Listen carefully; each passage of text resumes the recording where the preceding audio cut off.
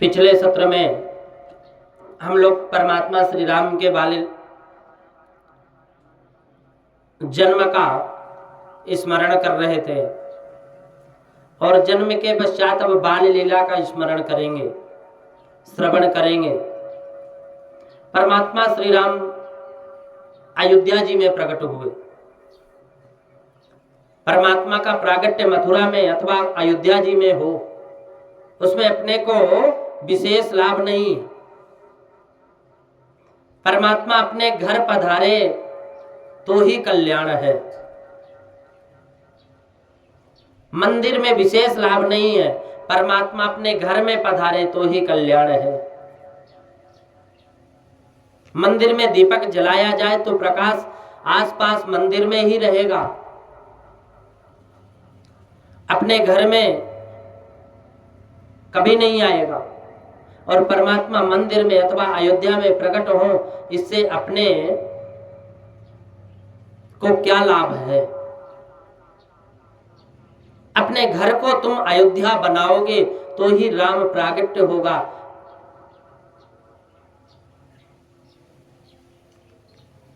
तुम्हें लाभ मिलेगा। तीर्थ में रहना ठीक है, परंतु हम सभी अयोध्यावासी में जाकर, अयोध्या जी में जाकर के रहने लगे तो वहां बहुत भीड़ हो जाएगी। अयोध्या संतों की भूमि है।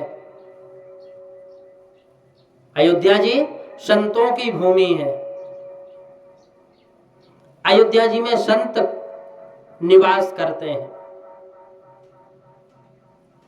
ग्रंथों में लिखा है कि गंगा किनारा ज्ञान भूमि है, यमुना श्री यमुना जी भक्ति महारानी का स्वरूप है और अयोध्या जी वैराग्य की भूमि है।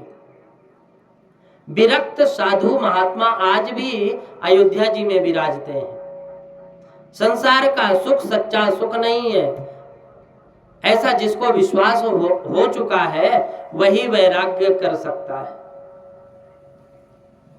वही भक्ति कर सकता है। भोगी ज्ञान मार्ग में अथवा भक्ति मार्ग में आगे नहीं बढ़ सकता। भोग का त्याग किए बिना अथवा भक्ति का आरंभ नहीं हो सकता। भोग का त्याग किए बिना और भक्ति का प्रारंभ नहीं होता। संसार का सुख जिसको तुच्छ लगता है ना, छोटा लगता है ना, वही भक्ति कर सकता है, वही वैराग्य साध सकता है। भोग ज्ञान भक्ति में बाधक है और संसार का भोग जिसे रोग के समान लगता है, लौकिक संपत्ति में परिग्रह में जिसे विपत्ति दिखती है, विषयों का संयोग केवल वियोग के लिए ही है, क्षणिक है, ऐसा तो जानता है। जो ऐसा समझता है वही ज्ञान भक्ति की वृद्धि कर सकता है, वही ज्ञान और भक्ति को बढ़ा सकता है।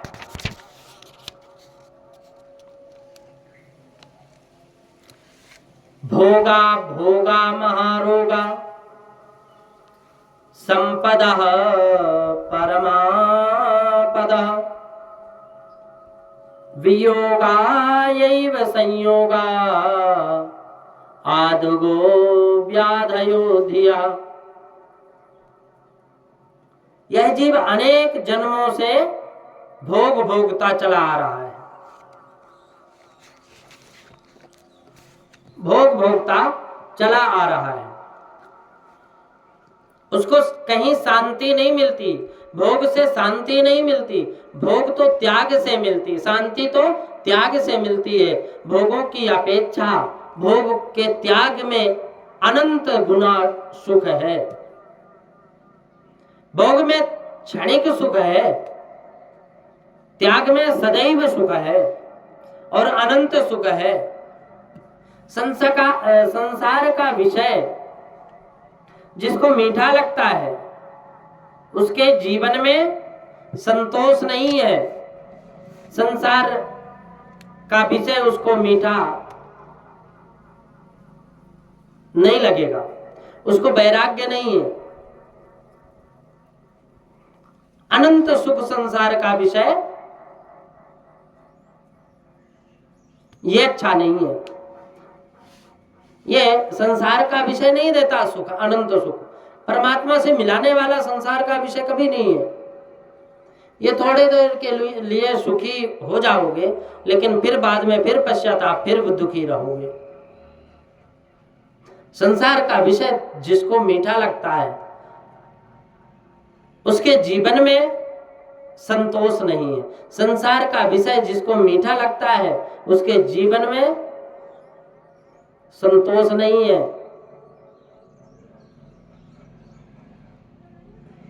अपने को छोड़ जाते हैं तो दुख होता है, परंतु यदि हम स्वयं समझ करके विषय को छोड़ दें तो वैराग्य करें तो आनंद आता है। संसार सुख जब जिसको मीठा लगता है तब उसका ज्ञान कच्चा है। संसार सुख जब तक जिसको मीठा लगेगा तब तक उसका ज्ञान अधूरा है, भक्ति अधूरी है।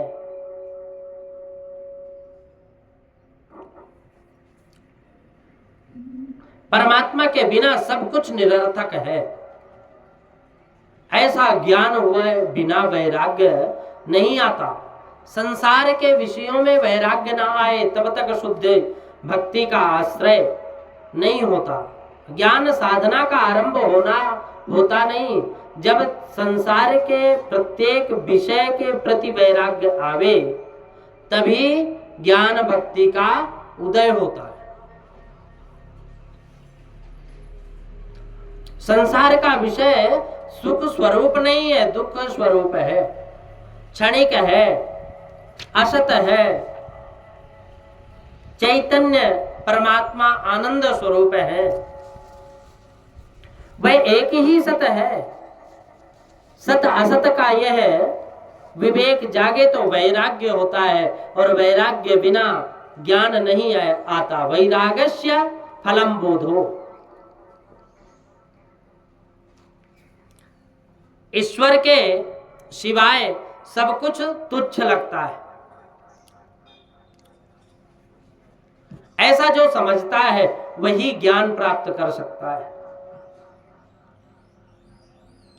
वही ज्ञान प्राप्त कर सकता है। ईश्वर के सिवाय संसार के जड़ पदार्थों में जिसको स्नेह होता है वह आत्मा को शरीर से पृथक देख सकता नहीं। देहात्मा संस्थितः एव कामी। आत्मा को शरीर से पृथक देखता नहीं, वह संसार के भोग पदार्थों में फंसता है।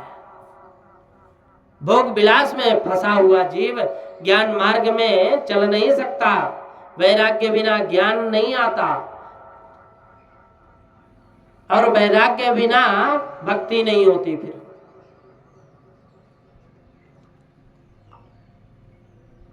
वैराग्य बिना ज्ञान नहीं आता, वैराग्य बिना भक्ति नहीं होती। वैराग्य से ही ज्ञान और भक्ति बढ़ती है। मनुष्य भक्ति करता नहीं, ऐसा नहीं कि वह भक्ति करता है, परंतु सतत भक्ति नहीं करता। उसको संसार के विषय दुख देने वाले होने पर भी मीठे ही लगते हैं। संसार के जितने भी वस्तु है सब मीठी लगेंगे, लेकिन सब दुख देने वाली है। चीनी कितनी मीठी लगती है, लेकिन वो भी शुगर बीमारी ला देती है, चीनी की, मीठी की। संसार में विषयों पर मन से घृणा नहीं उपजती।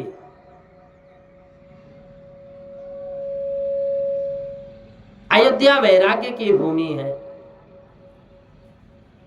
अयोध्या जी में रहकर भक्ति करे तो भक्ति दृढ़ होती है। अयोध्या जी भक्ति दिव्य भूमि है। अयोध्या जी में रहकर भक्ति करे तो भक्ति दृढ़ होती है। अयोध्या जी अति सुंदर है, अति दिव्य है। अयोध्या जी के साधु बहुत संतोषी होते थे, अब की नहीं कह सकते, लेकिन वास्तव में पहले बहुत संतोषी हुआ करते थे। अयोध्या के साधु कभी मांगते नहीं थे, उनकी ऐसी निष्ठा होती थी कि श्री सीताराम जी सबको देते हैं, ये फटी कौपीन पहनते हैं, बहुत भूख लगती है तो सरजू में जाते हैं और वहां सत्तू खाने लग जाते हैं जल में मिला करके। और फिर संपूर्ण दिवस पूरा दिन सीताराम सीताराम का जाप करते हैं।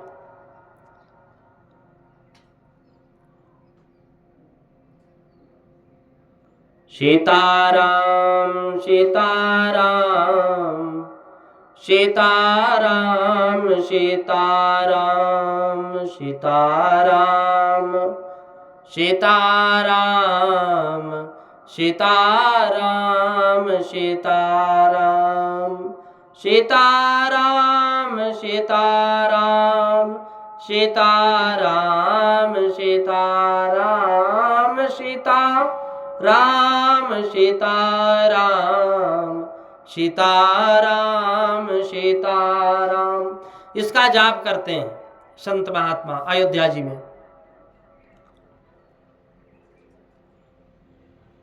भगवान अनुकूलता दे तो अयोध्या जी में जाकर रहना, परंतु अधिक उपयुक्त तो यह है कि तुम अपने घर को ही अयोध्या जी बना लो। अयोध्या शब्द पर थोड़ा सा विचार करो, और शुद्ध शब्द है, जहां युद्ध नहीं है उसे अयोध्या कहते हैं। युद्ध न भवति इति अयोध्या, जहां युद्ध नहीं होता उसी को अयोध्या कहते हैं। जहां युद्ध नहीं है, जहां वैराग्य नहीं है, जहां विकार नहीं है, जहां वासना नहीं है, जहां प्रेम मेरा तेरा नहीं है, जहां कपट नहीं है, जहां दंभ नहीं है, जहां केवल मेरा शुद्ध और प्रेम है, जहां भगवान है, जहां राम का नाम है, जहां कीर्तन है, जहां प्रभु श्री राम विराजते हैं, वो है अयोध्या। जहां भगवान प्रकट होते हैं, बैर और वासना तन को बिगाड़ते हैं, शरीर को बिगाड़ने वाले वैर और वासना है, मन को बिगाड़ते हैं। अपने तन मन को अयोध्या बनाना हो तो ऐसा दृढ़ निश्चय करो कि आज से मेरा कोई शत्रु नहीं, किसी ने कुछ बिगाड़ा नहीं, मुझे किसी के तनिक भी दुख दिया नहीं है, मेरे दुख का कारण मेरे ही अंदर है, मेरा स्वयं का अज्ञान। अधिकतर मनुष्य अज्ञान से ही दुखी होते हैं। समझदारी में सुख है, अज्ञानता में दुख है। ज्ञान से ही वैराग्य वासना जागते हैं।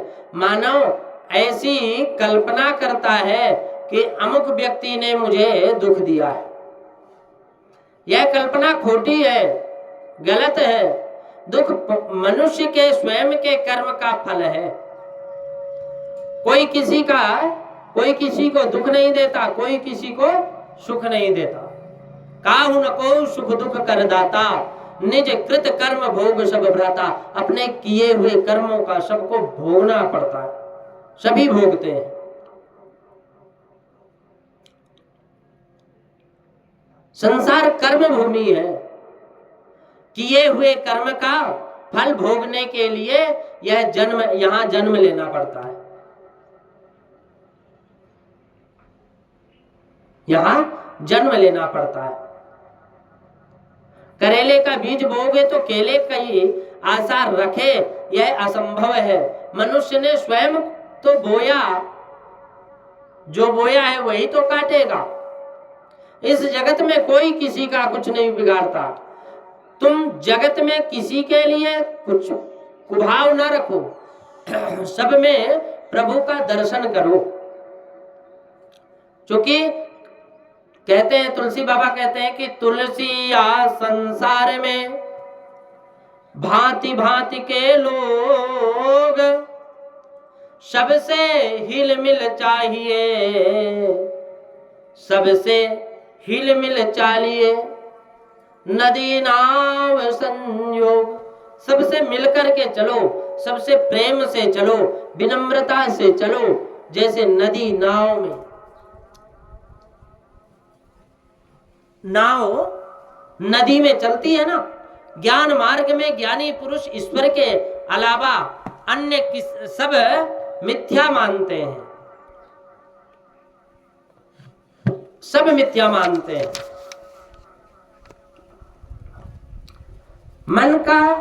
मन से त्याग कर देते हैं जो सबका। और ज्ञानी महापुरुष की ऐसी निष्ठा है कि ईश्वर के अलावा जो कुछ भासता है, कुछ समझता है, दिखता है, वह क्षणिक है, मिथ्या है, सब खोटा है। ऐसा बोलना सरल है, परंतु समझना कठिन है। समझाना सरल है, समझना कठिन है।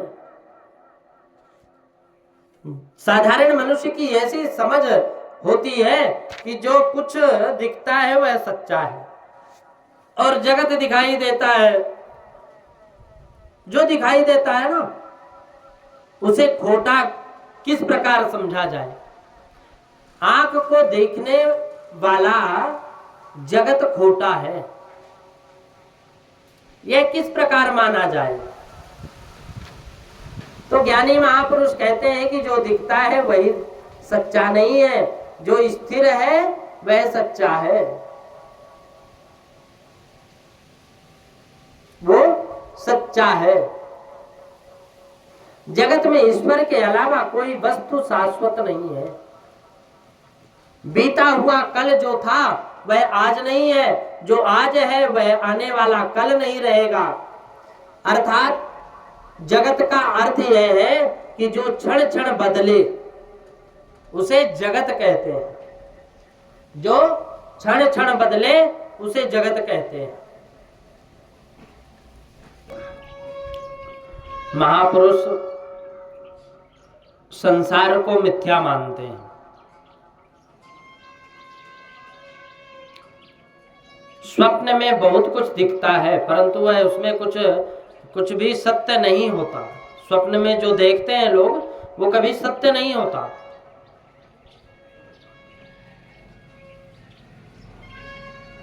स्वप्न में बहुत कुछ दिखता है,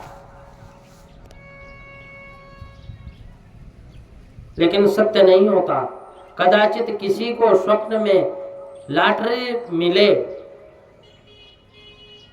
उसमें वो लाख रुपया मिले, तो इसमें उसे कुछ लाभ है ऐसा तो नहीं लगता।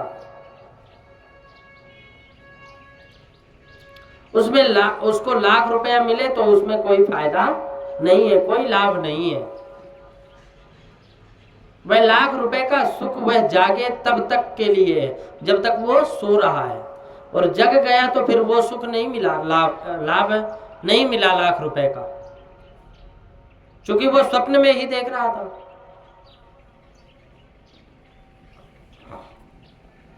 तो जागने के बाद उसको विश्वास हो जाता है कि यह तो स्वप्न है। तब तक के लिए ही है, जागने के बाद उसको विश्वास हो जाता है कि यह स्वप्न है। कदाचित किसी मनुष्य को स्वप्न में ऐसा दिखे कि मैं भिखारी हो गया हूं, मेरे पास कुछ भी नहीं रहा। क्या यह सच है? स्वप्न का भिखारी भी सच्चा नहीं है, और स्वप्न का मिला हुआ रुपया, लाख रुपया भी अच्छा नहीं है। किसी संत ने बहुत अच्छा बोले स्वप्न का संसार और जागृत अवस्था का जगत तत्व दृष्टि से विचार करने पर भी एक ही है। स्वप्न मां मूरख मलकाया, निरखी ललना लक्ष्मी माया। आंख उखड़ता आखर दीठा, खाट तड़ा ए पाया। संसार का स्वप्न, जागृत अवस्था का तत्व दृष्टि से विचार करने पर एक ही है।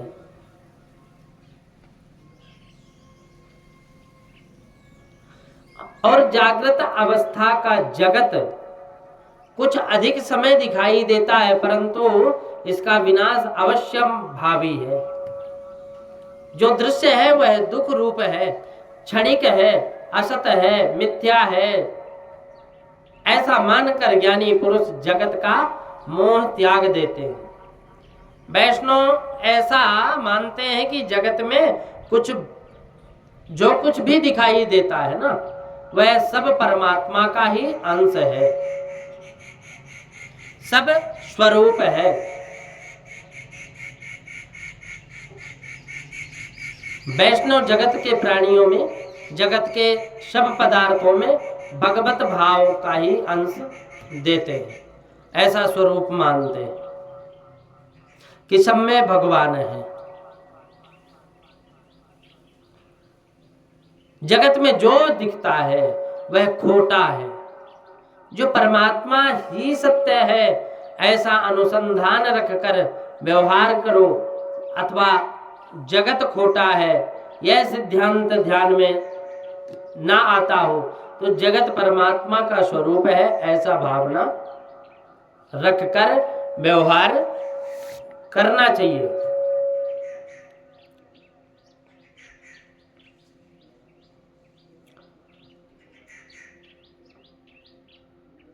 अपने शरीर को अयोध्या बनाओ, मन में से वैर को, विष को, विकार को, वासना को दूर करो, हृदय में शुद्ध प्रेम करो।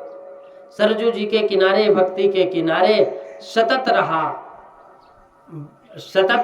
भक्ति करो, वहां रहो और भक्ति करो।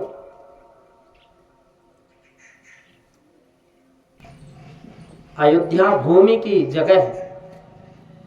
अपने शरीर को ही अयोध्या बना लो, अपने घर को ही अयोध्या बना लो।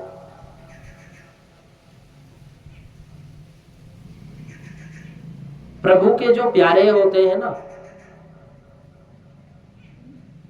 जो भगवान की भक्ति करते हैं,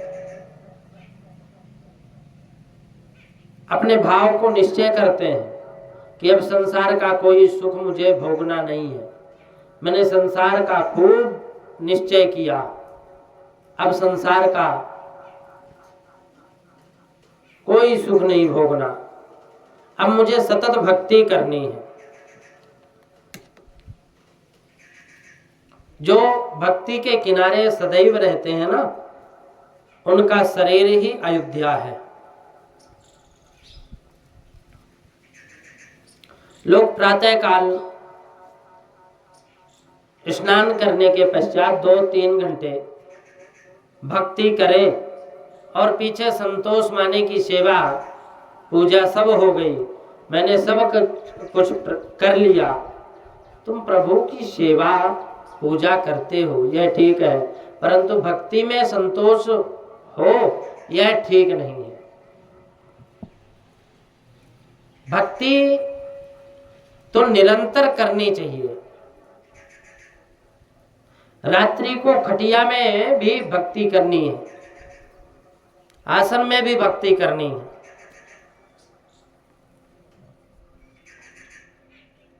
राम जी महाराज दिन के 12 बजे प्रकट हुए, भगवान श्री कृष्ण रात्रि के 12 बजे प्रकट हुए।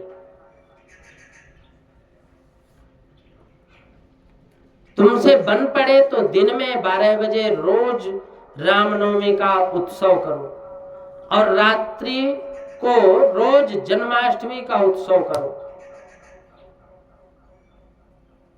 दिन में रामनवमी, रात्रि में जन्माष्टमी, रोज ये उत्सव करने की आवश्यकता है। वैष्णव वह है जो रात्रि में जन्माष्टमी रोज ये उत्सव करते हैं।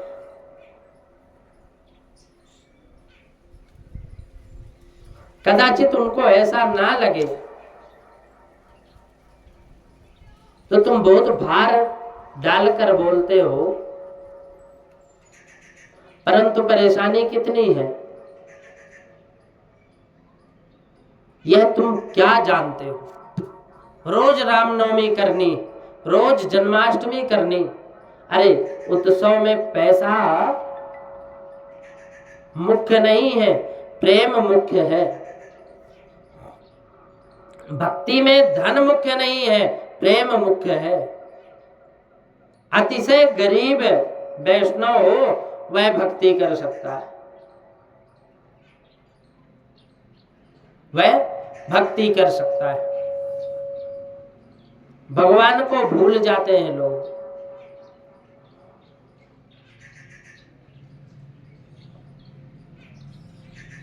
भगवान को भूल जाते हैं लोग। आज यही से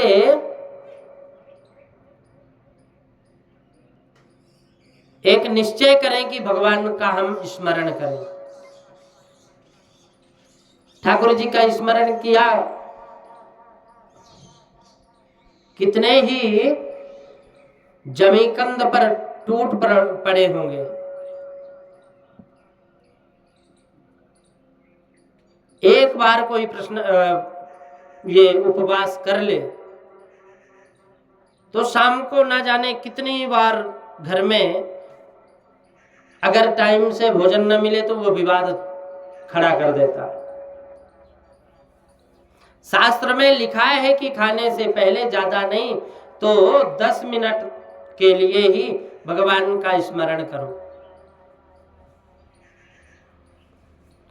तुरंत खाना प्रारंभ नहीं करना चाहिए। खाने से पहले ऐसा अनुसंधान रखो कि ठाकुर जी को पहले भोग लगाना है। ठाकुर जी ने मुझे दिया है। अरे अन्नदाता भगवान है, श्री राम है, श्री कृष्ण है, परमात्मा के नाम का थोड़ा जप करो।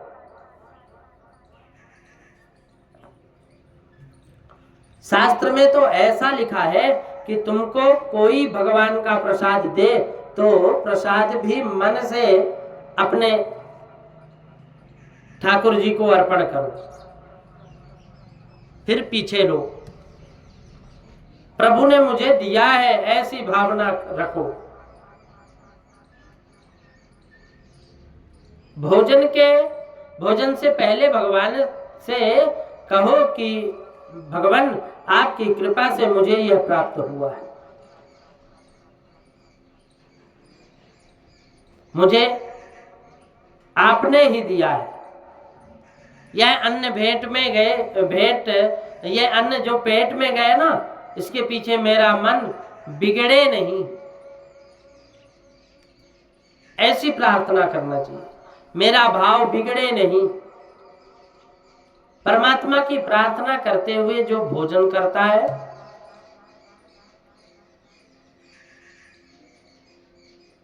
वो प्रसाद पाता है। प्रभु का स्मरण करते करते जो भोजन करते हैं ना, उसे यज्ञ का पुण्य मिलता है। भोजन यज्ञ है, पेट अग्नि है, अग्निदेव को आहुति देती है।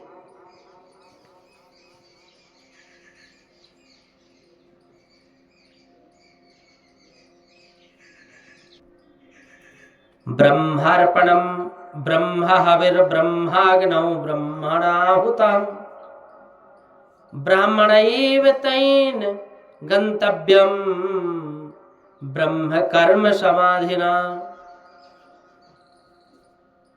ब्राह्मणेव तेन गंतव्यम। प्रभु का स्मरण करते करते भोजन करो तो भोजन भी भक्ति है। भोजन करते समय दृष्टि परमात्मा में रखो तो भोजन भी भजन है। जिमते समय नजर अंदर रखो, परमात्मा में देखो, सब कार्यों में परमात्मा का अनुसंधान रखो, अंदर रखो, परमात्मा में रखो। सब कार्य में परस्पर परमात्मा का अनुसंधान रखो।